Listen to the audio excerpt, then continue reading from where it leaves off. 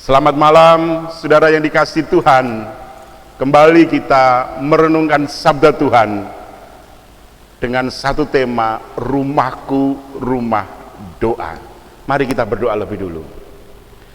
Bapa di surga, kami akan merenungkan sabdamu yang kudus.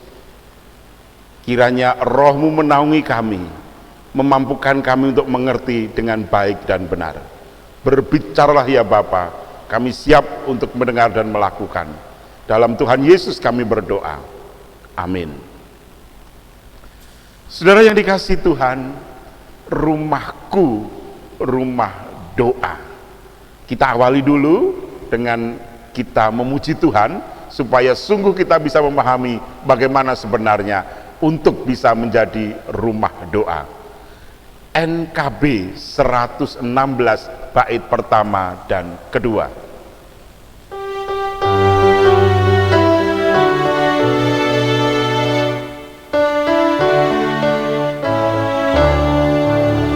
Siapa yang berpegang pada sabda Tuhan dan setia mematuhinya, hidupnya mulia dalam cahaya bakal bersekutu dengan Tuhannya.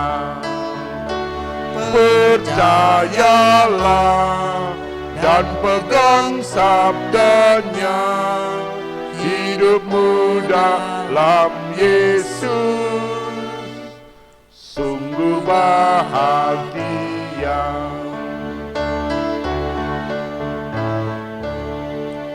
Bayang-bayang gelap kan dihapus lenyap oleh sinar senyum wajahnya. Rasa takut dan siap kan menghilang cepat dari yang berpegang padanya. Percayalah dan pegang sabdanya, hidupmu dalam Yesus sungguh bahagia. Firman Tuhan saya ambilkan dari 1 Korintus. Injil Markus, bukan 1 Korintus ya. Injil Markus 11 ayat 15 sampai 19. Demikian sabda Tuhan. Lalu tibalah Yesus dan murid-muridnya di Yerusalem. Sesudah Yesus masuk ke bait Allah, mulailah ia mengusir orang-orang yang berjual beli di halaman bait Allah. Meja-meja penukar uang dan bangku-bangku pedagang merpati dibalikkannya. Dan ia tidak memperbolehkan orang membawa barang-barang melintasi halaman bait Allah. Lalu ia mengajar mereka, katanya, bukankah ada tertulis, rumahku akan disebut rumah doa bagi segala bangsa. Tetapi kamu ini telah menjadikannya sarang penyamun. Imam-imam kepala dan ahli-ahli Taurat mendengar tentang peristiwa itu, dan mereka berusaha untuk membinasakan dia, sebab mereka takut kepadanya, melihat seluruh orang banyak takjub akan pengajarannya. Menjelang malam mereka keluar dari kota. Amin. Saudara yang dikasihi Tuhan, saya percaya saudara hafal dengan cerita Yesus yang marah menjungkir balikkan meja-meja pedagang di pelataran bait Allah. Di bait Allah itu ada 3 ruang, 3 area. Area pertama adalah area Maha Kudus. Hanya imam agung, imam besar yang bertugas yang boleh masuk ke area yang pertama ini, yakni area Maha Kudus.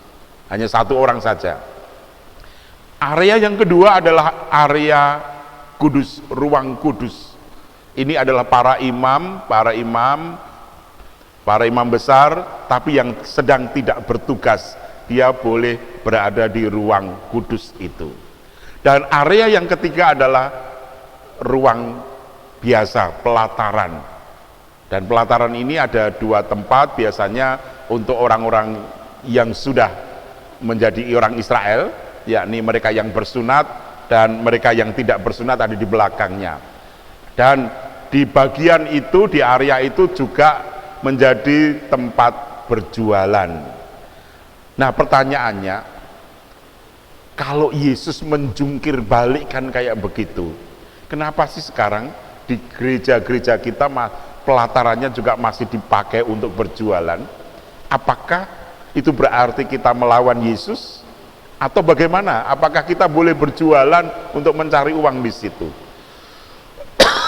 Saudara yang dikasihi Tuhan, kita akan melihat sebenarnya yang dimarahi Yesus itu apakah sedang berjualan di pelataran bait Allah ataukah ada yang lain.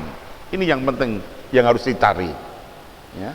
Ini yang penting yang harus dicari, supaya apa? Supaya kita bisa melihat bahwa sebenarnya Yesus tidak sedang memarahi mereka yang berjualan dan tidak melarang orang berjualan di pelataran bait Allah asal dilakukan dengan benar. Nah, kita akan lihat di mana letak kesalahannya itu. Kalau Yesus mengatakan bahwa rumahku dipakai sebagai sarang penyamun. Yang pertama, kesalahan yang pertama adalah bahwa di rumah Tuhan sedang terjadi penyalahgunaan wewenang.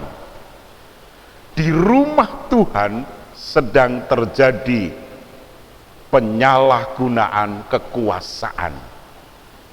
Loh, di mana letaknya, saudara? Sehingga Yesus ketika orang-orang menyalahgunakan kekuasaan, menyalahgunakan wewenang, menyebutnya sebagai penyamun, sarang penyamun. Contoh misalnya, orang harus membayar bea bait Allah. Tetapi untuk bisa membayar bea bait Allah itu harus menggunakan dinarnya orang Israel, tidak boleh dinarnya orang Romawi. Nah, sementara kalau dilihat dinarnya orang Israel itu harganya lebih murah, mata uangnya orang Israel itu harganya lebih murah dibandingkan mata uang Romawi. Pada waktu itu Israel berada di bawah penjajahan Romawi, sehingga mau tidak mau uang utamanya adalah uang dinar dari negara kerajaan Romawi. Tetapi anehnya, karena mempersembahkan atau membayar bea bait Allah, orang tidak boleh membawa dinar dari Romawi karena dianggap penjajah. Yang bisa dipakai untuk membayar bea bait Allah adalah uangnya orang Israel. Sementara uang itu sulit dicari. Lalu bagaimana? Di situ, di pelataran bait Allah disediakan penukaran. Lah, salahnya di mana? Salahnya adalah untuk bisa berjualan, untuk bisa mengedep meja, bisa membuat tukar menukar uang, izinnya berbelit-belit dan harus membayar mahal. Padahal harusnya nggak demikian. Salah yang kedua adalah harusnya uang dinar kerajaan Romawi itu lebih mahal, tetapi karena di situ untuk bait Allah, makanya kemudian harganya kebalik. Uangnya orang Israel lebih mahal, dinarnya lebih murah. Padahal ini emas, gitu kan? Kok dihargai murah? Kenapa? Karena kong kali kongnya para imam dengan para pedagang yang sudah membayar mahal tadi. Dan yang ketiga adalah bahwa untuk bisa berjualan di situ terjadi nepotisme, terjadi KKN dan seterusnya. Nah, disitulah terjadinya sebagai sarang penyamun, sehingga berbagai macam kepentingan di situ. Yang jadi korban siapa? Yang jadi korban adalah umat Allah sebenarnya. Karena itulah maka Yesus marah, rumahku dipakai sebagai sarang penyamun. Dan yang keempat salahnya adalah imam-imam besar yang harusnya bertugas menghantarkan doa justru bertugas sebagai calo pedagang-pedagang itu. Nah, saudara, bagi kita bagaimana? Setiap kita diberikan kekuasaan, entah itu di tengah keluarga, entah di tengah jemaat, mari kita pakai wewenang dan kekuasaan itu dengan baik dan benar. Tentu kekuasaan dalam tanda petik gitu ya. Nah, jangan sampai kemudian kita menyalahgunakan kekuasaan untuk mencari keuntungannya sendiri. Ketika itu terjadi dalam hidup kita, maka sebenarnya kita sedang berfungsi sebagai penyamun. Nah, ini perhatikan. Jadi ketika kita menyalahgunakan kekuasaan yang ada, menyalahgunakan berkat yang ada pada kita untuk memupuk kepentingan diri kita sendiri, untuk mencari untuk mencari pangalembono supaya dianggap hebat, di situ sebenarnya kita sedang berfungsi sebagai penyamun. Nah, itu yang tidak dikehendaki oleh Tuhan. Demikian juga ketika kita sedang berjualan di depan rumah Tuhan, tidak untuk kemuliaan Tuhan, tetapi kemuliaan Tuhan hanya dipakai untuk sampulnya saja, sementara yang di dalamnya untuk iki loh aku hebat ini semuanya, maka di situ sebenarnya kita sedang berfungsi sebagai penyamun. Karena itu mari kita dengan rendah hati mengakui keberadaan kita, kelemahan kita. Kita boleh berjualan di rumah Tuhan, tetapi semuanya untuk kemuliaan Tuhan, bukan kita mengambil alih kemuliaan Tuhan untuk diri kita. Yang kedua, saudara yang dikasihi Tuhan, kalau rumahku adalah rumah doa, maka sebenarnya yang menjadi sekarang ini, yang menjadi rumah doa, bukan hanya bait Allah ini, bukan gedungnya ini, tetapi tubuh kita, hidup kita. Tidak tahukah kamu bahwa tubuhmu adalah bait Roh Kudus? Jadi yang menjadi rumah Allah, yang menjadi rumah doa adalah tubuh kita ini. Nah, kalau tubuh kita ini menjadi rumah doa, rumah Allah, maka mari kita gunakan dengan baik dan benar. Supaya apa? Supaya sungguh-sungguh kita bisa mencerminkan bahwa tubuh kita adalah rumah doa. Doa akan bisa sampai kepada Tuhan kalau suasananya damai. Nah, kalau tubuh kita ini tidak damai, masih menyimpan akar-akar kepahitan, dendam, marah, jangan berharap doa kita sampai kepada Tuhan. Yesus memutarbalikkan, menjungkir balikkan semua yang tidak boleh orang melintas di pelataran dengan membawa dagangan. Kenapa? Karena itu semua mengotori yang seharusnya orang datang kepada Tuhan di bait Allah, tetapi orang datang ke bait Allah bukan untuk mencari Tuhan, tetapi untuk mencari duit dengan memakai sampul beribadah mencari Tuhan. Itulah yang salah, saudara. Nah, karena itu maka tubuh kita tidak akan bisa menjadi rumah Tuhan. Malam hari ini, mari di masa puasa kita sedang menguji diri kita, apakah puasa kita sungguh-sungguh memuliakan Tuhan, ataukah kita sedang mencari bahwa kita ini melakukan puasa. Karena itulah malam hari kita dipanggil, mari kita jungkir balikkan tubuh kita jungkir balikkan hati kita, supaya kita bisa sungguh mengerti, terbuka dengan Tuhan. Pandangan kita tidak terhalang oleh meja-meja yang menutup antara Tuhan dengan kita, tetapi semua kita jungkir balikkan, kita buka supaya kita bisa bertemu dengan Tuhan. Ingat, tubuh kita, hidup kita adalah bait Allah. Karena itulah tubuh kita adalah rumah doa. Dari tubuh saudara, dari hidup saudara, terpancar berkat untuk semua orang untuk hidup saudara dan untuk kita semua. Amin. Mari kita bersaat teduh. Terima kasih Bapa, terima kasih. Luar biasa firman-Mu malam hari ini. Mengingatkan kami supaya kami menyatu dalam satu hati untuk memuliakan Tuhan dalam seluruh kehidupan kami. Ajarkan kami Bapa untuk terus rendah hati, jujur dan setia, dan terus memuliakan Tuhan dalam segala. Biarlah dengan demikian tubuh kami, hidup kami menjadi tubuh doa, hidup doa. Dan biarlah kami berdoa untuk semuanya. Di dalam Tuhan kami Yesus Kristus kami berserah dan berdoa.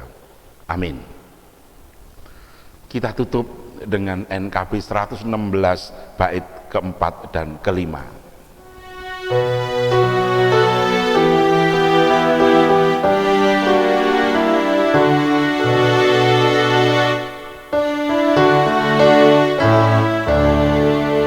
Kasih-Nya yang kekal takkan kita kenal sebelum padanya berserah.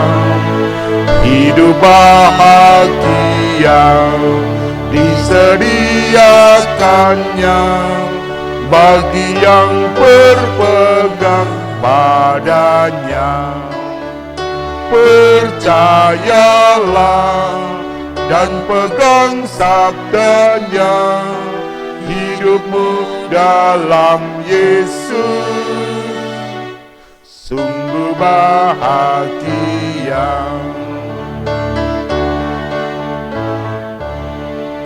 Oh betapa senang hidup dalam terang beserta Tuhan di jalannya. Jika mau mendengar serta patuh benar dan tetap berpegang padanya. Percayalah dan pegang sabdanya, hidupmu dalam Yesus sungguh bahagia. Damai sejahtera dan cinta kasih Tuhan Yesus Kristus serta penyertaan Allah Bapa dan tuntunan kuat kuasa Roh Kudus menyertai saudara sampai Maranatha. Amin. Terima kasih. Sampai ketemu Rabu malam dalam persekutuan doa Rabu malam.